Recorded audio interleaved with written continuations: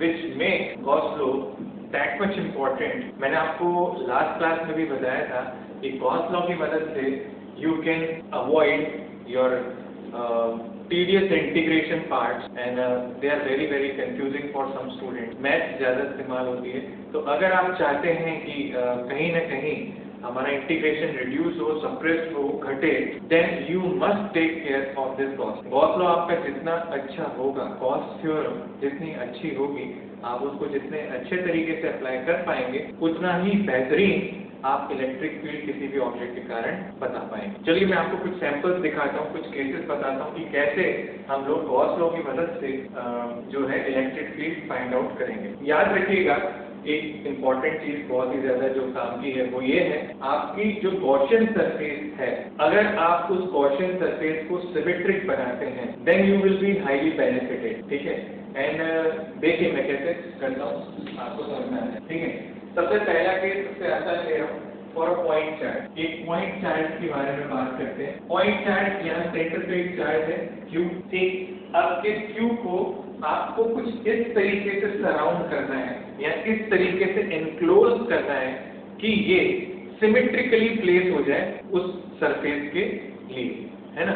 तो अब मेरी जो गॉसियन सरफेस मैंने ड्रॉ की, ये है मेरी गॉसियन सरफेस। ठीक है, सपोज मुझे क्वेश्चन सिर्फ इतना दिया होता कि there is a charge Q and इस Q से ठीक r दूरी पे आप इलेक्ट्रिक फील्ड फाइंड आउट करो, दैट इज P पॉइंट। मुझसे क्वेश्चन सिर्फ और सिर्फ इतना पूछा है, बताओ what is the electric field at P point. मैं क्या करूंगा, मैं इस P पॉइंट को सर्कमफेरेंस पे लेते हुए एक ऐसा सर्कल ड्रॉ करूंगा जिससे कि ये Q चार्ज इस सर्कल पे ऑटोमेटिकली सेंटर पे पहुंच जाए, यानी कि जो ये डिस्टेंस हो it becomes the radius and compass इस Q चार्ज पे कंपास की रेडियस हो, एंड मैं इस तरीके से सर्कल ड्रॉ करूं, and circle must be so drawn that P point must lie on the circumference of this sphere. High pass है। अगर ऐसी सिचुएशन में आप आ गए यहाँ पे, अब आपको सिर्फ और सिर्फ क्या करना है, थ्योरम बनाना है। तो सबसे पहला स्टेप मैं अगर आपसे बोलूं क्या है, तो वो है draw Gaussian surface, Gaussian such that the charge is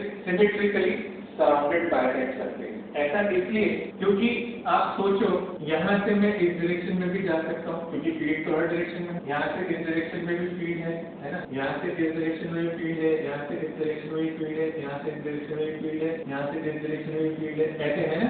अब थ्योरम क्या कहती है, स्टेप 2 क्या कहता है, integral of E dot ds, यानी कि आपको E डॉट ds का इंटीग्रल करना है ना, दिस विल रिजल्ट इन। अब इस इंटीग्रल के अंदर आपको अच्छी तरह पता है E तभी बाहर निकल सकता है जब E एक कांस्टेंट क्वांटिटी हो। E इंटीग्रल के बाहर मैं तभी निकाल सकता हूँ जब E एक कांस्टेंट क्वांटिटी हो, और अगर आप चाहते हो कि E कांस्टेंट हो तो आपको याद रखना है कि इस पूरी पेरिफेरी पे, क्योंकि ये एसिमेट्रिक इस चार्ज से, तो अगर डिस्टेंस सेम है तो इस पूरी पेरिफेरी पे इलेक्ट्रिक फील्ड सेम होगा। तो ऐसी सिचुएशन में E बाहर निकलना है एंड ds अंदर रह जाएगा। ये स्टेप सिर्फ और सिर्फ तभी पॉसिबल होता है जब E इस पूरी पेरिफेरी पे कांस्टेंट हो, एंड ये कांस्टेंट तभी हो पाएगा बच्चों जब आप सरफेस सिमेट्रिक लोगे। ठीक है, तो याद रखें गॉसियन सरफेस हमेशा सिमेट्रिक हो, तो बहुत बेनिफिट होता है इस चीज का। यहाँ पे इसको E को बाहर निकाल सकते हो। अब चार्ज Q को जो है हमने इंक्लोज किया है by symmetric Gaussian surface, then electric field at point P is given by. अब मैं आगे बढ़ता हूँ थ्योरम को लेके। phi = E बाहर रह गया, इंटीग्रल ds, अगर ये R है तो इस पूरी सरफेस का, अभी सरफेस आपको हो सकता है सर्कल दिख रहा हो but it is a basketball, ये तरीके की फुटबॉल है, तो इंटायर स्फीयर का जब एरिया कोई मुझसे पूछता है तो इट इज 4 pi r²। जो स्फीयर का एरिया वो क्या है, 4 pi r², and it is equals to Q enclosed upon epsilon naught, and Q enclosed की वैल्यू है Q upon epsilon naught। E की वैल्यू क्या हो गई मेरे पास, it is 1/4 pi epsilon naught into Q upon r²। तो इससे मुझे मिलेगा K into Q upon r। क्या यही चीज आज तक आपने रटा और आप जानते भी थे? मैं तो आपको कहा ही नहीं था कि कुछ नई चीज बता रहा हूँ, मैंने तो आपको सिर्फ ये कहा कि अलग मेथड से, एक अलग एप्लीकेशन से आपको उसी पुराने रिजल्ट पे लेके चल रहा हूँ जो हमने पहले कहीं पढ़ा। ठीक, तो गॉस लॉ आपको बता सकता है कि अगर किसी भी चार्ज से इतने डिस्टेंस पे अगर आप हो तो वो जो इमेजिनरी गॉसियन सरफेस है उसके अंदर का जो चार्ज है वो यहाँ आएगा and integral of E dot ds will be equal to Q enclosed upon M. ये गॉस लॉ का काम। Similarly, अगर मैं एक इनफाइनाइट वायर यहाँ लूँ, आपको इनफाइनाइट वायर का इलेक्ट्रिक फील्ड याद है? किसी सर्टेन डिस्टेंस पे जहाँ तक है मुझे याद आ रहा है it is 2k lambda by d, यही है इनफाइनाइट वाले के कारण, एंड सेमी इनफाइनाइट का सिर्फ k lambda by d है, मतलब दोनों डायरेक्शन में इधर एक पीछे दोनों डायरेक्शन में। फिलहाल ये जो है ये सिर्फ और सिर्फ की परपेंडिकुलर है, ठीक है? तो ये मुझे पता है, अब मुझे यही प्रूव करना है with the help of Gauss law, ये प्रूव करना है मुझे। तो अब आप क्या करोगे, एक जो वायर होती है ना बच्चों, वायर कैसी होती है? इस तरीके की, इस पेन जैसी। अगर पेन को आप ध्यान से देखो तो दिस शेप इज सिलिंड्रिकल, है ना? अगर ये शेप सिलिंड्रिकल है तो जो गॉसियन सरफेस हम यहाँ ड्रॉ करने वाले हैं इस तरीके से, क्या वो भी जो है सिलिंड्रिकल होगी? तो मैंने गॉसियन सरफेस यहाँ पे इस तरीके की ड्रॉ कर ली, ठीक है ना? तो गॉसियन सरफेस इस तरीके से ड्रॉ कर ली सो दैट की सरफेस पे इसके पी पॉइंट आ जाए इस तरीके से, जैसा दिख रहा है, राइट? अब होगा क्या, अब ये एक लाइन चार्ज है, लाइन चार्ज यानी कि यहाँ पे जो डेंसिटी होगी वो लैम्डा होगी, ठीक है? लाइन चार्ज या फिर लीनियर चार्ज डेंसिटी, ठीक? लीनियर चार्ज डेंसिटी कुछ भी लिख दो, लीनियर चार्ज डेंसिटी। एंड ये जो गॉसियन सरफेस हमने बनाई सिलेंडर, इस सिलेंडर की लेंथ आप मान लो लेट्स से l, कुछ तो डिफाइंड लेंथ बनानी पड़ेगी ना, इनफाइनाइट है तो ऐसा थोड़ा ना इनफाइनाइट बना देंगे। और अगर इनफाइनाइट लंबी चार्ज की ये वायर मान ली तो क्यू इनक्लोज भी इनफाइनाइट हो जाएगा, फिर तो E की वैल्यू भी इनफाइनाइट हो जाएगी। इसीलिए हम क्या करते हैं, छोटा सा ये एक गॉसियन सरफेस का सिलेंडर बनाया। Now this is your Gaussian surface, है ना? नाउ दिस इज इमेजिनरी, ये इमेजिनरी सरफेस होती है इस तरीके की, which is so planned and so drawn so that point P where you want to find out electric field must lie on the circumference या फिर surface area of that Gaussian surface, ठीक? इसको इस तरीके से बनाना पड़ता है so that की point P where you want to find out field that lies on the surface of this Gaussian surface. अब by rule I can say, by law I can say integral of E dot ds, closed integral of E dot ds is equal to Q enclosed upon epsilon naught. Q enclosed पक्की बात है, lambda into L होगा upon epsilon naught। आपको याद है, फिर याद दिला दूं, अगर ध्यान से देखो तो इलेक्ट्रिक फील्ड इस वायर के कारण यू पॉजिटिव है तो यू जाता हुआ होगा, दोनों तरफ जाएगा, ठीक? दोनों तरफ जाएगा तो इधर का जो भी एरिया होगा इधर का जो भी एरिया होगा, क्या इन सभी के बीच में 0 डिग्री एंगल बन रहा है, इधर का भी जो गॉसियन सरफेस का एरिया होगा उनके बीच में भी 0 डिग्री बन रहा है, ठीक है ना? तो यानी कि इनके जब वेक्टर प्रोडक्ट की बात कर रहा हूँ तो मैं डायरेक्ट लिख सकता हूँ E into D है ना, cos 0 डिग्री दिख रहा है उसके साथ। ये चीज यहाँ पे भी दिख रही थी, कहीं पे भी छोटा सा dx जब एलिमेंट मानोगे क्योंकि स्फेरिकल सरफेस और उस पॉइंट का इलेक्ट्रिक फील्ड देखोगे तो उन दोनों के बीच का हमेशा एंगल 0 डिग्री मिलेगा। तो ये तो चीज आपको मिलेगी, तो आप इसके लिए परेशान मत होना। शायद ही ऐसी कोई जगह आएगी जहाँ पे आपको इनके बीच का एंगल कुछ अटपटा मिलेगा, आएगी तो हम लोग उस पॉइंट पे ज्यादा फोकस कर लेंगे। बट फिलहाल आप देखना जितना भी फील्ड है उस पूरे कर्व सरफेस एरिया से निकल रहा है, जिस सिलेंडर के ख्याल रखना, ना तो टॉप से निकल रहा है ना बॉटम से निकल रहा है। क्यों नहीं निकल रहा? टॉप का जो एरिया वेक्टर है वो किस तरीके का है, फील्ड वेक्टर इस तरफ है, दोनों के बीच का एंगल कितना हो गया 90 डिग्री, फील्ड वेक्टर किस तरफ है, एरिया वेक्टर नीचे की तरफ है, अगेन एंगल कितना हो गया 90 डिग्री। इस वजह से टॉप एंड बॉटम दोनों का फ्लक्स कितना है 0 है। तो जो फ्लक्स बचा वो सिर्फ और सिर्फ किसके कारण बचा, कर्व सरफेस के कारण। तो अगर कर्व सरफेस के कारण बचा तो मैंने लिखा integral of E into ds and it is equal to lambda into L upon epsilon naught। E फिर से कांस्टेंट लूंगा क्योंकि r डिस्टेंस या d डिस्टेंस जो भी है यहाँ है तो यहाँ भी वही है, दोनों तरफ कांस्टेंट है। तो E याद रखें फील्ड डिस्टेंस डिपेंडेंट होता है इसलिए बाहर निकल जाएगा क्योंकि डिस्टेंस कांस्टेंट है। इंटीग्रल ds, अब ds is curve surface area, तो curve surface area is equal to 2 pi d 2 pi r into L and it is equal to lambda into L upon epsilon naught, ठीक? Lambda से lambda काट दिया, ठीक?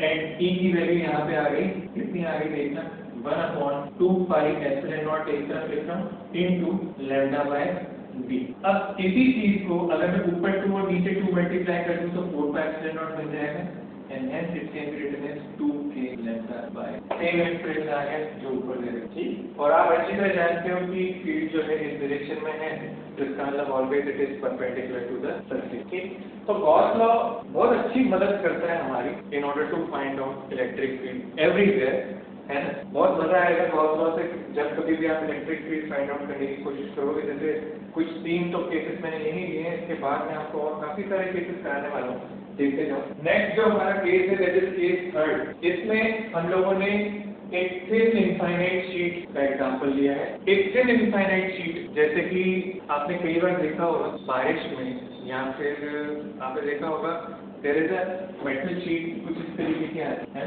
लोग बार छत पे लगाते हैं और थोड़ा स्लैट लगाते हैं जिससे पानी जो है इनके अंदर से बहते हुए बाहर निकल जाए। ठीक है, तो वैसी एक पतली शीट हमने एकदम फ्लैट शीट यूज की है। इनफैक्ट ये व्हाइट बोर्ड जो है, इस व्हाइट बोर्ड पे भी पीछे सपोर्ट के साथ एक व्हाइट शीट ये लगी रहती, बट मैं मेटल शीट की बात कर रहा हूँ, राइट। तो एक मेटल शीट है जो यहाँ पे है, उसकी जो डेंसिटी होगी वो सिग्मा होगी। इस डेंसिटी को बोलते हैं हम सरफेस चार्ज डेंसिटी। क्या बोलता हूँ मैं? Surface charge density. ठीक, अब मुझे क्या करना है, इसकी तरफ गॉसियन सरफेस माननी। तो बच्चों याद रहे, अब देखो ध्यान से, ये वायर जो है ये इनफाइनाइट है, वो शीट इनफाइनाइट है, तो सरफेस तो इनफाइनाइट मानी जा सकती है, बट ऐसा माना जाता है कि अगर छोटी गॉसियन सरफेस के लिए जो इलेक्ट्रिक फील्ड आप फाइंड आउट करोगे ना, वही बड़ी के लिए भी आएगा। तो let us use smaller Gaussian surface. तो मैंने क्या किया, यहाँ पे छोटी गॉसियन सरफेस मानी, ठीक है। तो जब मैंने यहाँ पे छोटी गॉसियन सरफेस मानी, तो ध्यान से देखना, अभी तुम्हें थोड़ा सा जो है ना इमेजिन करना पड़ेगा। ये एक क्यूबॉइड है जो मैंने बिल्कुल इस तरीके से रखा है। ये जो शीट है, ये शीट इसमें से ऐसे जाएगी, ठीक है। जब ये शीट इसमें से ऐसे जाएगी तो इतना सा पोर्शन शीट का इसके अंदर है, ठीक है। तो अगर इतना सा पोर्शन शीट का इसके अंदर है, तो अगर मैं शीट का शेडेड पोर्शन यहाँ बनाऊँ तो वो इतना ऐसे बनेगा, और ये मेरी गॉसियन सरफेस है। This is my imaginary Gaussian surface, black वाला, है ना।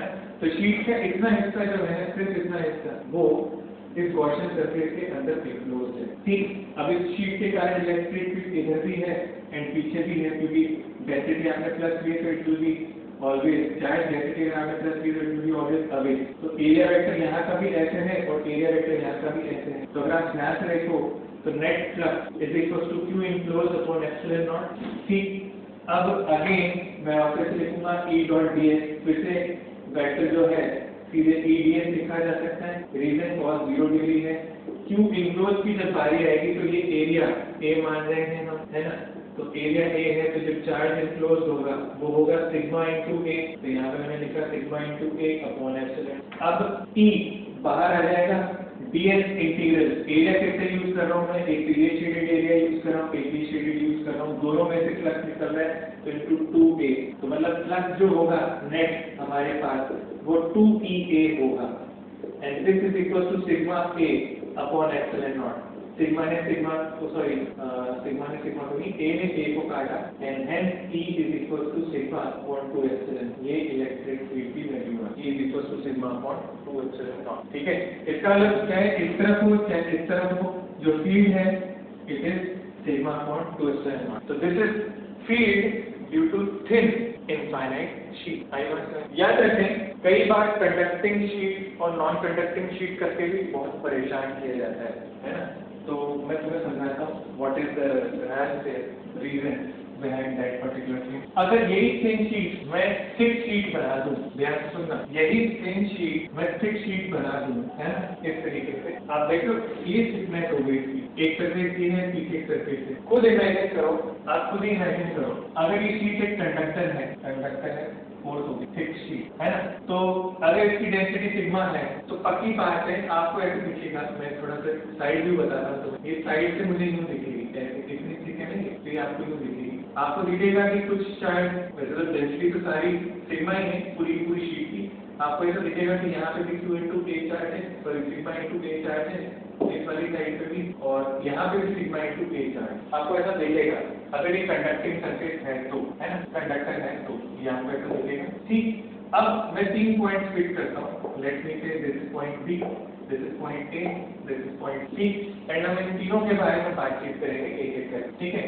तो एट B, अब जब कभी भी थिक शीट है ना, जब कभी भी थिक शीट है, treat it as two parallel thin sheet, two parallel thin sheet, treat it as two parallel thin sheet. तो एट बी जब मैं ड्राइंग करूंगा तो बी पे मान लो this is first side and this is second side, तो first के कारण यहाँ पे जो फील्ड होगा वो होगा sigma upon 2 epsilon naught, second वाली साइड के कारण भी जो फील्ड होगा it will be sigma upon 2 epsilon naught, तो इनटू 2 हो जाएगा। तो बी पॉइंट पे नेट फील्ड अगर कोई मुझसे पूछता है net field at B point it will be sigma upon epsilon naught. समझ आ रही बात? मतलब ये अकेली वॉल और ये अकेली वॉल दोनों ही थिन शीट के अंदर आ गए, दोनों को जब साथ में फाइनाइट डिस्टेंस रखूंगा then it will become and behave as a thick sheet, ठीक है। तो बी पॉइंट का ये हो गया। इसी तरीके से एट ए पॉइंट अगर आप ध्यान से देखोगे तो फर्स्ट वाली शीट जो है वो तो उस तरफ रखा रहेगी sigma upon 2 epsilon not, first वाली शीट तो उस तरफ रखा रहेगी,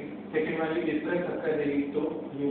इस हिसाब से क्या है कि नेट फील्ड इस पॉइंट पे हो जाएगा 0, ई की वैल्यू मैं लिख सकता हूँ, है ना। फिर आ जाते हैं हम इस पॉइंट पे एट सी पॉइंट पे सिग्मा अपॉन 2 एप्सिलॉन नॉट इस तरफ एंड इधर से दूसरी वाली की साइड से सिग्मा अपॉन 2, तो नेट ई की वैल्यू हो जाएगी सिग्मा अपॉन यू, ठीक। तो याद रखें अगर आपसे कोई पूछे कि थिन शीट के केस में क्या होता है एंड थिक शीट के केस में क्या होता है, तो you must be well aware what is the difference, ठीक है।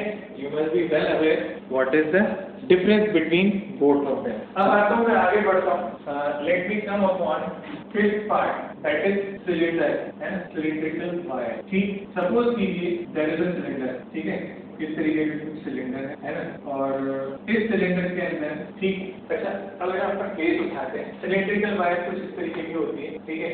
अब सिलेंडर तो सॉलिड सिलेंडर होगा, पक्की बात है। अगर वायर है तो, अगर वायर है तो पक्की बात है सॉलिड सिलेंडर होगा, ठीक है।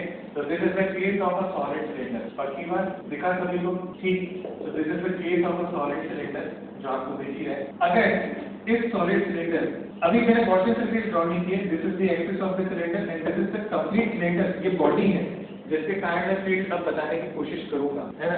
तो मैं क्या करूंगा, अब हर बॉडी के अंदर भी चलेंगे, उस बॉडी की सरफेस पे भी रहेंगे और उस बॉडी के बाहर भी फील्ड का इफेक्ट देखेंगे कि फील्ड कितना होता है। तो मैं एक पॉइंट पिक करूंगा कहीं यहाँ पे एक, फिर एक पॉइंट करूंगा इसकी सरफेस पे पिक, फिर एक पॉइंट करूंगा सरफेस के बाहर, 3 पॉइंट मैं हर बार पिक करने वाला हूँ अब, ठीक। अब क्योंकि सॉलिड सिलेंडर है तो सॉलिड सिलेंडर के अंदर हमेशा एक वॉल्यूम होता है, सॉलिड सिलेंडर के हमेशा अंदर क्या होता है, वॉल्यूम होता है। तो अगर वॉल्यूम होता है तो इसकी चार्ज डेंसिटी जो होगी बच्चों वो होगी कौन सी, रो। तो it is volume charge density, बराबर।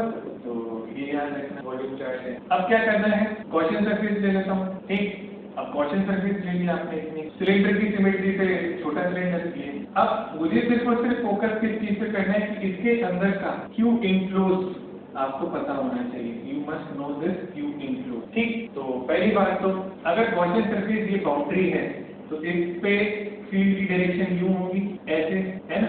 इस पे फील्ड की डायरेक्शन यू है, इस तरफ है। एरिया वेक्टर भी इसी तरफ है, तो ऑटोमेटिकली जो लॉ है हमारा, by law I can say integral of E dot ds and it is equal to Q enclose upon epsilon naught, ठीक है।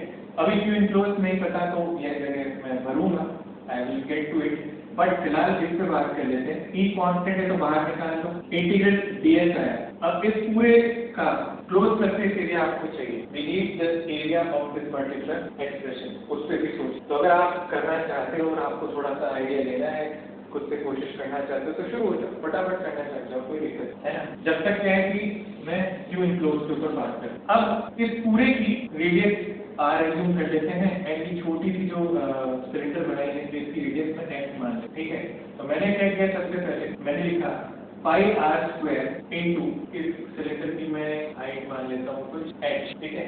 तो पाई r स्क्वायर h जो सिलेंडर है उसमें कुछ चार्ज है q, हालांकि डेंसिटी दे रखी है तो बहुत ही बड़ी बात है, इसकी जरूरत नहीं पड़ेगी। तो अगर डेंसिटी दे रखी है तो Q enclose can be written as rho into volume लिखना है तो volume will be pi into x square upon, sorry area है, एरिया इनटू लेंथ करूंगा ना मैं, तो pi into x square into this length is let's say L, तो L ध्यान से देखना, area into length volume, volume into charge density will be charge, this is Q enclose. तो ये पर्टिकुलर टर्म यहां सब्स्टिट्यूट हो जाएगा। Now let's get back to the area.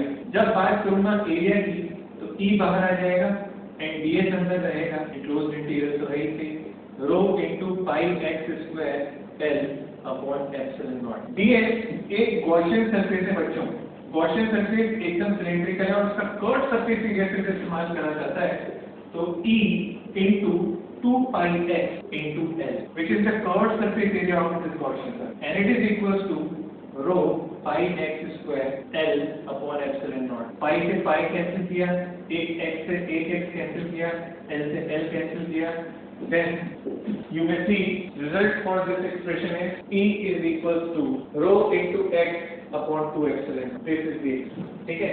याद रहे this is electric field inside solid cylinder। आई बात कर रहे हैं। Similarly अगर मैं B पॉइंट पे चला जाऊंगा at B, then obviously electric field will be equal to rho into R upon 2 epsilon naught। आपको दिखेगा x की वैल्यू जो है वो मैंने क्या सब्स्टिट्यूट कर दी, कैपिटल R सब्स्टिट्यूट कर। एंड अगर हम C पॉइंट पे चले जाते हैं, ठीक है, तो at C अगर आप ध्यान से देखो तो C पे जाने के बाद क्या होगा कि जो गॉसियन सरफेस है अब आपकी, ये समझ सकते हो बच्चों तुम देखो गॉसियन सरफेस जो है अब आपकी वो इतनी बड़ी हो जाती है ना। अब ये टाइप हटा देता हूँ, इसका कोई काम नहीं है ना। तो गॉसियन सरफेस आपकी इतनी बड़ी हो जाती है एंड ठीक है। तो मान लेता हूँ ये जो रेडियस है this is small r now, this is small r now. तो अब आप जब लॉ लगाओगे तो by law what you will say is E into integral of dx। आपको पता है E तो कांस्टेंट आना ही है। Now Q enclosed, Q enclose तो सिर्फ इतना ही होगा ना जितना इस सिलेंडर के अंदर है। बाहर तो ये एयर है, बाकी सारी तो इसमें जो ये चार्ज इनक्लोज है वो ये वाला हिस्सा है। तो it will be pi into r square into जो भी लेंथ आप इसकी रखोगे, मैं L मान लेता हूँ अभी, पाई r square into L into rho upon epsilon not. और जो एरिया है E इनटू एरिया जो है वो होगा 2 pi small r into L। L से L काटा, R से सॉरी R नहीं कटेगा, ध्यान दें गलती न करना भाई। पाई से पाई कैंसिल हो रहा है। अब E देखो ध्यान से देखिएगा, E is equals to rho into R square upon 2 epsilon naught small r। देखा ध्यान से देखना, 2r वहाँ था, बाकी पाई और L कैंसिल हो रहे थे, बाकी सब है ना। तो rho into R square upon 2 epsilon naught r, this is the expression। तो अगर कोई कहे कि तीनों पॉइंट्स पे इलेक्ट्रिक फील्ड बताओ तो आप देख सकते हो किस तरीके से इलेक्ट्रिक फील्ड बताया जाता है। अब जो है इसके बाद एक अच्छे बच्चे की निशानी है कि इस पर्टिकुलर चीज को वो ग्राफ पे प्लॉट करके अपने साथ में हमेशा रखे। तो अगर मैं इसी चीज को ग्राफ में ड्रॉ करने की कोशिश करूं, है ना, तो कैसे ड्रॉ करूंगा देखना। E वर्सेस मैं यहाँ पे R मान लेता हूँ, this is R equal to 0 यानी कि axis of cylinder, this is axis of cylinder. यहाँ से जब तक मैं R इक्वल टू R यानी कि सर्कमफेरेंस पे, मतलब मैं यहाँ से चल रहा हूँ, इस वाली एक्सिस से चल रहा हूँ सेंटर से, जब तक मैं कैपिटल R पे नहीं पहुँच जाता यहाँ पे, इट विल वेरी डायरेक्टली, जैसा कि आपको दिख रहा है E is directly proportional to X। तो लीनियर होना चाहिए ग्राफ मेरा, है ना। फिर this is the point at the surface, तो ये वाला पॉइंट जो है यहाँ पे हो जाएगा rho into R upon 2 epsilon naught। In fact अगर तुम ध्यान से देखो ना तो स्मॉल r जब कैपिटल R के बराबर कर दोगे तो भी एक R कैंसिल हो जाएगा, and you will get the same expression, यानी कि ये पॉइंट यहाँ के तक क्या आ जाएगा सर्कमफेरेंस। तो यहाँ तक पहुँचे एंड इसके जस्ट बाद C के केस में outside electric field is inversely proportional to R। तो इनवर्स का ग्राफ हमारा बनता है कुछ है, और क्योंकि हम इसको R को जैसे जैसे इनफिनिट की तरफ लेके जाएंगे तो आप देखोगे जो फील्ड है वो डिक्रीज होते होते होते होते जीरो को अप्रोच कर देगा। तो when R tends to infinite, E tends to 0। This will be our expression। तो याद रखें कुछ बहुत ही खूबसूरत ग्राफ यहाँ पे अवेलेबल है आपके पास। यहाँ पे मैं मेंशन भी कर दूँ E is proportional to X, and यहाँ पे मेंशन कर दूँ E is inversely proportional to X। यहाँ पे R जो भी आप लेते हो, ठीक है, मैंने X लिया था तो इसलिए ऐसे लिखा, वो inversely proportional to भले क्या R ले, ठीक है। तो ये है सॉलिड सिलेंडर की बात। इसी तरीके से कई बार जो बात की जाती है वो हॉलो सिलेंडर की भी की जाती है बच्चों, किसकी की जाती है, हॉलो सिलेंडर की, ठीक है। तो इसी फिजिक्स के अंदर ही अगर मैं बात करूं हॉलो सिलेंडर, है ना, तो अगर सिलेंडर हॉलो होगा, ये है हॉलो सिलेंडर, ठीक, ये हमारी एक्सिस है। अब सिलेंडर अगर हॉलो होगा तो कुछ सोचो, अगर अंदर का कोई पॉइंट है A, ये सरफेस का पॉइंट है यानी बाहर का पॉइंट है, तो एट A जब अंदर हॉलो है तो अंदर तो हवा है, तो अंदर तो चार्ज है ही नहीं, तो A पॉइंट के लिए एनक्लोज चार्ज है 0 and then electric field is also। A point का बहुत ही सिंपल सा लॉजिक है कि एक को अगर सर्कमफेरेंस पे लेके अगर मैंने ड्राइंग बनाना शुरू किया यूं, तो इस पूरे शेडेड पोर्शन में जो क्यू इनक्लोज होगा आपका इट विल बी 0, और अगर क्यू इनक्लोज 0 है तो पक्की बात है ई की वैल्यू भी 0। फिर मैं बात करता हूँ एट बी, है ना, एट बी, बी की जब बात करूंगा तो वो यहाँ है ना, ऐसे है यू। अब इसमें ये है क्यू इनक्लोज ब्लू पेन वाला, ठीक, ऐसे में क्यू इनक्लोज। अच्छा, अब यहाँ एक चीज आपके काम की जो बहुत जरूरी रहने वाली है वो ये है, अब यहाँ जब आप सरफेस एरिया लिखोगे integral of E dot D, अब आप इसको ऐसे लिखोगे ई बाहर आ गया क्योंकि वापस से पेरिफेरी है, और ds की वैल्यू हो जाएगी आपकी 2 pi into R into L. Gaussian surface की फिर से मैं लेंथ एल मान लूंगा, इसकी रेडियस में आर मान लूंगा, this is 2 pi R into L and it is equal to Q enclose जो इसके अंदर का होगा, क्यू इनक्लोज जो इसके अंदर का होगा वो वही होगा जो सरफेस के ऊपर बैठा होगा, तो इट विल बी सिग्मा, क्योंकि अब सरफेस एरिया के ऊपर है पूरा का पूरा चार्ज, तो sigma 2 pi R into L upon epsilon naught, ये चार्ज है, ठीक। ध्यान से देखो 2 pi R L cancel and E की वैल्यू हो गई सिग्मा अपॉन एप्सिलॉन। देखा, पता चला क्या, ठीक। इस तरीके से जो है हम यहाँ पे देख सकते हैं। एक बार फिर से चेक कर लेना, कहीं कोई दिक्कत तो नहीं है, क्लियर है सब कुछ, ठीक। आगे बढ़ते हैं एट सी पॉइंट, अगर सी पॉइंट पे चला जाता हूँ तो आपका सिलेंडर छोटा अंदर रहेगा, ठीक, सी पॉइंट आपका बाहर है, ठीक, ये रेडियस आपने आर ले रखी है, let's say this gives a cylinder like this, है ना, इसकी लेंथ में एल ले लेता हूँ, जो भी डेंसिटी इसके ऊपर सिग्मा है, ठीक। तो इस बार ई इंटू जो मेरी गॉसियन सरफेस है वो whatever it is small R, तो 2 pi small R into L and it is equal to charge तो वही होगा सिग्मा इंटू 2 पाई ये जो भी capital R into L upon epsilon naught, तो 2 पाई कैंसिल हो गया, ई की वैल्यू आई sigma into capital R upon epsilon naught into small R, इस तरीके से, and E is inversely proportional to small R. देखा आपको, इस तरीके से जो है E will be inversely proportional to small, इस तरीके से जो है ये वेरी करता है। तो this is how electric field very. तो ये सारी एप्लीकेशन जो है ये सिर्फ और सिर्फ किसकी है, गॉस लॉ, ठीक है। तो गॉस लॉ की मदद से आप कभी भी इस तरीके का ग्राफ भी बना सकते हो, फील्ड भी फाइंड आउट, ठीक। चलिए, इसके बाद का जो हमारा वीडियो रहेगा उसमें मैं इसी पार्ट को पर्टिकुलर कंटिन्यू करने वाला हूँ, एंड अभी सिलेंडर चल रहा है कि हम पहुँच गए हैं, इसके आगे हम लोग अब बात करेंगे स्फीयर की, हॉलो स्फीयर क्या होता है एंड सॉलिड स्फीयर क्या होता है, उनकी बात करें, ठीक है। तो जब ये वीडियो, और जो हमारा नेक्स्ट पार्ट है वो डील करने वाला है स्फीयर के साथ। यहाँ पे हम लोग बात करेंगे एक स्फीयर के बारे में, यानी कि 6 we will deal here with a sphere। अब सिलेंडर तक देख लिया, सिलेंडर के जस्ट पार आता है स्फीयर। स्फीयर इस तरीके का होगा, ठीक। सबसे पहले मैं बात करना चाहूंगा हॉलो स्फीयर की, बरोबर। हॉलो स्फीयर की बात करते हैं। हॉलो स्फीयर में बच्चों आप बहुत अच्छी तरह जानते हो, इनसाइड द स्फीयर अगर सब कुछ खाली है तो पक्की बात है, ये रेडियस अगर मैं आर मान लूँ तो मैं फिर से पॉइंट पिक करूंगा, this is point A, point B, point C, ऐसे। तो अगर मैं बात करूं एट ए, तो जो भी पूछेगा वो सब अच्छी तरह जानते हैं Q enclose will be equal to 0। A point पे क्यू इनक्लोज की वैल्यू कितनी, 0 है। अब अगर ए पॉइंट पे क्यू इनक्लोज 0 है तो integral of E dot D S is equal to Q enclose upon epsilon naught, तो पक्की बात है अगर क्यू इनक्लोज 0 तो ई की वैल्यू भी क्या होगी, 0। सिमिलरली अगर बी पॉइंट की मैं बात करूं, है ना, एट बी, तो अगर बी को गॉसियन सरफेस आप मान लेते हो, बी सरफेस को भी गॉसियन सरफेस अगर आप मान लेते हो, और पक्की बात है क्योंकि ये हॉलो स्फीयर है तो इस पे जो चार्ज डेंसिटी होगी वो सरफेस एरिया वाली होगी, तो मैं यहाँ लिख देता हूँ E into ds integral and it is equal to sigma into a whatever area of this hemisphere sphere is, and it is 4 pi r square, you very well know, upon epsilon naught। आप यहाँ से देखोगे ये surface area और ये surface area match कर जाएंगे, तो अगेन E की वैल्यू हो जाएगी हमारी सिग्मा अपॉन एप्सिलॉन, कुछ इस तरीके की।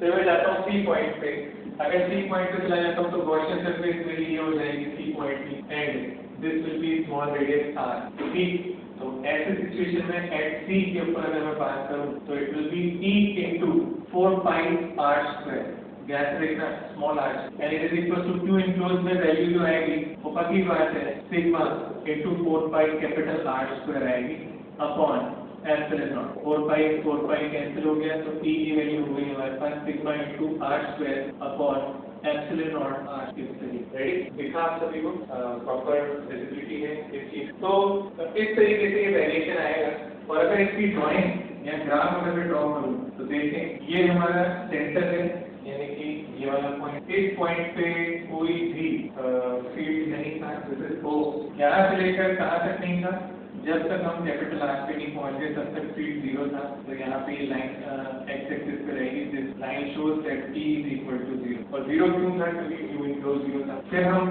किसी पॉइंट पर पहुंचे यहाँ पे, ठीक, यहाँ से आप देख सकते हो outside our electric field is inversely proportional to r square and it is following inverse square law. तो inverse का ग्राफ अपना कुछ इस तरीके proportional to 1 by r, यहाँ E0 यहाँ पे। अच्छा, इस जगह पे जो वैल्यू होगी E की वो होगी सिग्मा अपॉन एप्सिलॉन, ये ध्यान रखें, ठीक।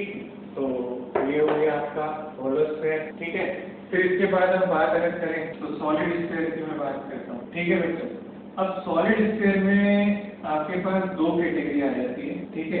एक आ जाती है कंडक्टिंग, है ना। तो बच्चों याद रखना कंडक्टिंग का मतलब क्या होता है। पहले तो ये समझो सॉलिड स्फीयर क्या होता है। सॉलिड स्फीयर ऐसी चीज है जिसके अंदर मटेरियल भरा हुआ है, इसके अंदर क्या है, मटेरियल, ठीक है, मटेरियल भरा हुआ है। अब जैसे ये जो स्फीयर था ये होलो था, तो आपको पता था ना अंदर एयर है, यहाँ पे आपको पता था ना अंदर एयर है, तो अंदर यानी कि खाली है, यानी कि Q 0 है, क्या आपको पता था। बट इसके अंदर क्या होता है, मटेरियल होता है। अगर मटेरियल है तो Q नॉन जीरो है, पक्की बात है। अगर Q नॉन जीरो है तो अंदर चार्ज फैला हुआ है, यानी कि यहाँ पे फैला हुआ है, ये ऐसे फैला हुआ है, चारों तरफ फैला हुआ है। बट कंडक्टर की क्या प्रॉपर्टी होती है कंडक्टिंग की, कि वो सारा का सारा चार्ज कहाँ जाता है, बाहर जाता है, irrespective of the material. Material होने के बावजूद भी अंदर सारा चार्ज कहाँ जाता है, बाहर। तो अंदर क्या चार्ज बचता है, 0। तो इसीलिए सॉलिड स्फीयर जब कंडक्टिंग नेचर का होता है ना, तो it is still treated as a follows। तो याद रखें इसके और इसके result as it is copy paste होंगे यहाँ तक। बट हाँ, जब मैं बात करूँ सॉलिड स्फीयर में नॉन कंडक्टिंग की, है ना, नॉन कंडक्टिंग की बात करूँ तब हम प्रूव करेंगे और तब होगा मुझे। अब जब अंदर मसाला भरा हुआ है, इसके अंदर पूरे के अंदर मसाला भरा हुआ मटेरियल है, अब मैं कहीं से भी पूछ सकता हूँ आपसे, ये रेडियस आ है, let's say this is point A, point B and this is point C, कहीं से भी मैं आपसे क्या है पूछ सकता हूँ, कहीं से भी मैं फील्ड पूछ सकता हूँ आपसे। तो जब मैंने मान लो कि x डिस्टेंस पे फील्ड पूछा है ना, तो ये इस तरीके का गोला क्रिएट हुआ है। अब इस गोले के अंदर जो Q इनक्लोज होगा वो आपको फाइंड आउट करना है। तो इस Q इनक्लोज की वैल्यू क्या होगी, rho into 4/3 pi into x cube, क्योंकि आप अच्छी तरह जानते हो। अब ये पूरा का पूरा गुलाब जामुन नहीं होता, गुलाब जामुन में अंदर तक मटेरियल भरा हुआ होता है, मसाला, यहाँ पे रसगुल्ला है उसमें अंदर तक भरा हुआ, ये भी सेम ऐसे ही। तो अगर मैंने इतना सा पूरे बड़े में से इतना सा फिट किया, इतने सही मटेरियल में इतना चार्ज मौजूद है, ठीक है। तो डेंसिटी चार्ज की ये आप चीज समझना, ये सिंपल है। रो इक्वल टू मैं लिखता था dq/dv, तो मैं dq को मैं लिख सकता हूँ रो इंटू डी, मैं यही चीज कर रहा हूँ। तो चार्ज इंटू वॉल्यूम मुझे करना पड़ेगा हर बार, क्योंकि डेंसिटी वॉल्यूम वाली ही है ना, तो ये मुझे करना पड़ा। अब बाय लॉ मैं लिख सकता हूँ, कौन सा लॉ, गॉस लॉ, ठीक है। तो by law at A, point A पे अगर मैं बात करूँ तो it will be integral of E dot ds and it is equal to Q enclose that is rho into 4/3 pi x cube. अब E फिर से कांस्टेंट हो जाएगा इस पूरे सरफेस के ऊपर, तो E बाहर आ जाएगा। एरिया की अगर मैं बात करूँ तो area will be 4 pi x square, क्योंकि सरफेस एरिया यूज कर रहा हूँ मैं, तो and rho into 4/3 pi x cube.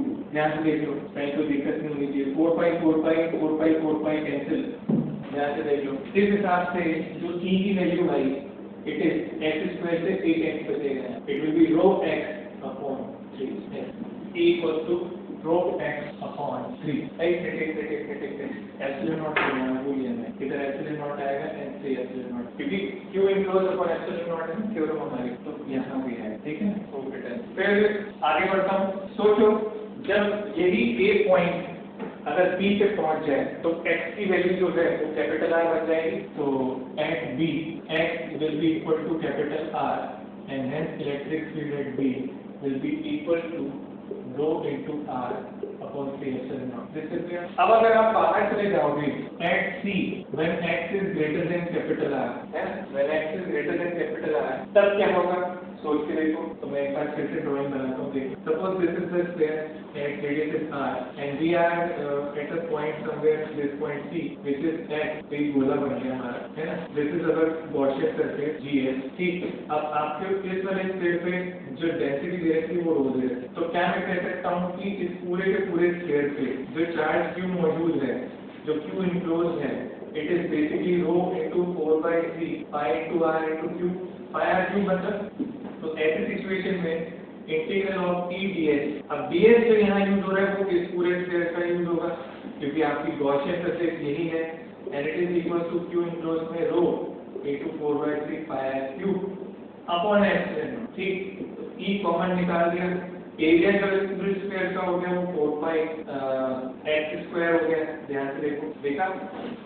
और ध्यान से देखो कि इस पूरी टर्म को मैं कैपिटल Q लिख सकता हूँ जो कि चार्ज इसके ऊपर प्रेजेंट होगा। ये पूरा चार्ज इसके ऊपर प्रेजेंट होने वाला है चार्ज, तो इसको मैं Q लिख सकता हूँ। सिर्फ एक चीज दिखाने के लिए मैं आपको ये Q लिख पा रहा हूँ and it is E equals to 1/4 pi epsilon naught Q upon r square. तो आप देखोगे it is basically kq by r square. यानी कि मैं कह सकता हूँ कि अगर एक सॉलिड स्फीयर के बाहर आप जा रहे हो तो ये सॉलिड स्फीयर जो है ना, it behaves as a point, behave as point charge for outside point। बाहर के जितने भी पॉइंट्स हैं ना, उन सभी के लिए सॉलिड स्फीयर एक पॉइंट चार्ज की तरह एक्ट करता है। अब वापस से हमें टास्क मिला है, वो ये है कि ग्राफ ड्रॉ करो। तो ग्राफ आपको इसका ड्रॉ करके दिखाना है, ड्रॉ करके दिखाइए। E इस तरफ है, R इस तरफ है। शुरुआत में जब मैं इधर से यहाँ तक पहुँचूंगा तो फिर से जो है मेरा ग्राफ न्यू होने वाला है because E is directly proportional to x। ये दिख ही रहे हैं। फिर जब आप small r is equal to capital R पहुँच जाओगे तब आपकी वैल्यू ये हो जाएगी and it is rho into r upon 3 epsilon naught. ठीक, एंड उसके बाद इनवर्स में रिलेशन चली जाए। एक यहाँ पे याद रखना ये r स्क्वायर की जगह x स्क्वायर है। बेसिकली x स्क्वायर मतलब सिर्फ यही बताता है कि आप जितना दूर जा रहे हो उतना ही ये डिक्रीज हो रहा है। T is inversely proportional to x ऐसा है। ठीक है, थोड़ा सा मतलब ग्राफ जानते हो तुम इनवर्स का इस तरीके से होता है। ये बस इनफाइनाइट को टच नहीं कराते हम ग्राफ को, कारण ये है कि हम इनफाइनाइट कभी भी लोकेट नहीं करते हमारे ग्राफ पर। This is it. ठीक है, तो यहाँ तक हम लोग जब पहुँचे हैं तो याद रखना है आपको कि सॉलिड स्फीयर में नॉन कंडक्टिंग क्या होता है। एक चीज मैं बता दूं, अक्सर बच्चे कंडक्टिंग और नॉन कंडक्टिंग में थोड़ा सा पलट रहते हैं। क्या डिफरेंस है मैं बताता हूँ। जैसे अगर कोई स्फीयर कंडक्टिंग है और कोई स्फीयर नॉन कंडक्टिंग है, जैसे नॉन कंडक्टिंग है कंडक्टिंग। कंडक्टिंग में क्या होता है, अगर आपने इस पॉइंट पे चार्ज रखा तो ये चार्ज तुरंत जो है चारों तरफ फैल जाए, स्पीड से एकदम तुरंत बिखर जाएगा। जैसे मान लीजिए पेन है, अगर ये कंडक्टिंग है, मैंने यहाँ टच किया ना, ये पूरा गर्म हो जाएगा। अगर यहाँ पे फ्लेम से टच किया तो ये पूरा गर्म हो जाएगा तुरंत स्पीड से।